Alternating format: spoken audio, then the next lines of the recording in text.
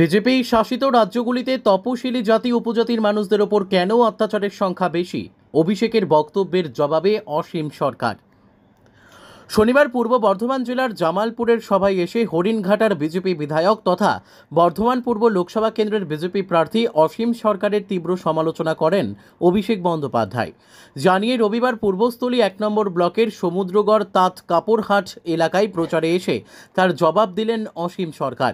উল্লেখ্য, শনিবার অভিষেক বন্দ্যোপাধ্যায় তিনি বলেন, বিজেপি শাসিত রাজ্যগুলিতে তপশিলি জাতি উপজাতির মানুষদের ওপর কেন অত্যাচারের সংখ্যা বেশি, তার উত্তর আগে দিতে হবে অসীম সরকারকে। পাশাপাশি তার সংযোজন যদিও তিনি উত্তর দিতে পারবেন না। আর এই প্রসঙ্গে রবিবার বলতে গিয়ে অসীম সরকার বলেন, উনি একদম জালি মিথ্যে কথা বলেছেন। আমাদের দেশের রাষ্ট্রপতি একজন এসটি সম্প্রদায়ের মহিলা। পাশাপাশি তিনি অভিষেক বন্দ্যোপাধ্যায়ের দিকে প্রশ্ন ছুড়ে বলেন, রাজ্য মন্ত্রিসভায় একজন কেন নমশূদ্র মন্ত্রী নেই? একই সাথে বিমানে উঠতে গিয়ে মুখ্যমন্ত্রীর ভোটের আগে ফের পড়ে যাওয়াকে কেন্দ্র করে কবি গানের মাধ্যমে কটাক্ষ ছুড়ে দেন বিজেপি প্রার্থী অসীম সরকার। আরে যখন এই বঙ্গদেশে আসে একটা ভোট, যখন এই বাংলায় আমাদের আসে একটা ভোট, যেখানেই হোক মুখ্যমন্ত্রী পাবেই তখন চোট। এটা ওনার অভ্যাসে। আরে পশ্চিমবঙ্গের জনগণ জেনে গেছে ভাই, ভোটের সময় মুখ্যমন্ত্রীর চোট খাওয়া চাই।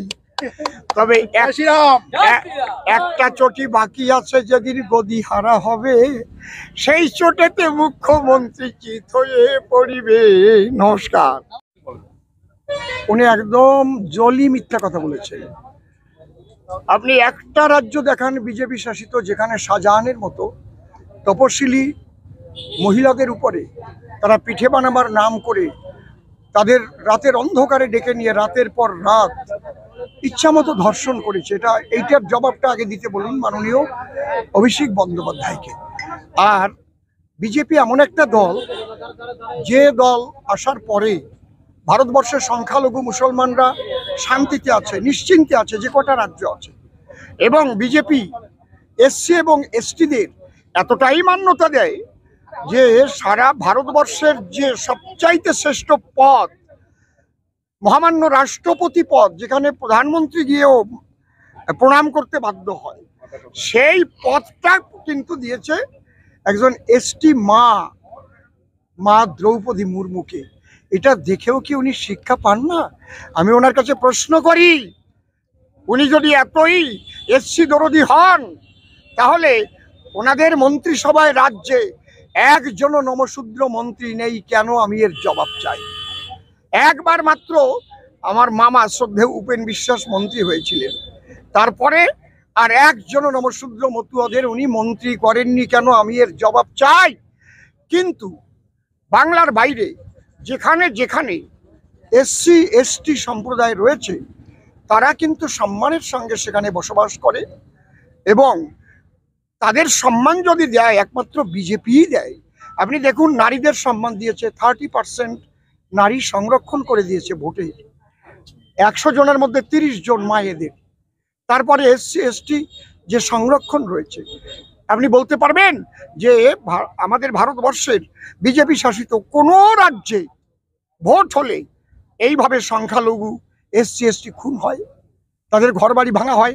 আপনি দেখুন, যত মানুষ ঘর ছাড়া হয়েছে 21 সালের ভোটের পরে, সমস্ত এসসি এসটি মানুষ। একটাও 1%ও কিন্তু জেনারেল কাস্ট না।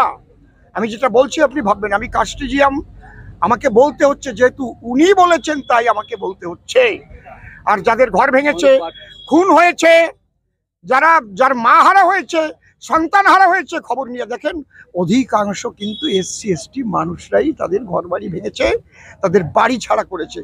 ওনার বোঝা উচিত যে তাদের দলের শাহজাহান বাহিনী কিন্তু এই মায়েদের উপর, এসসি এসটি মায়েদের উপরে এইভাবে অত্যাচার করেছে, ধর্ষণ করেছে। বলার আগে শুধু রাজনীতি, ওইভাবে মিথ্যা কথা বলে রাজনীতি করাকে আমি পছন্দ করি না। এটুকুই আপনার কাছে বললাম।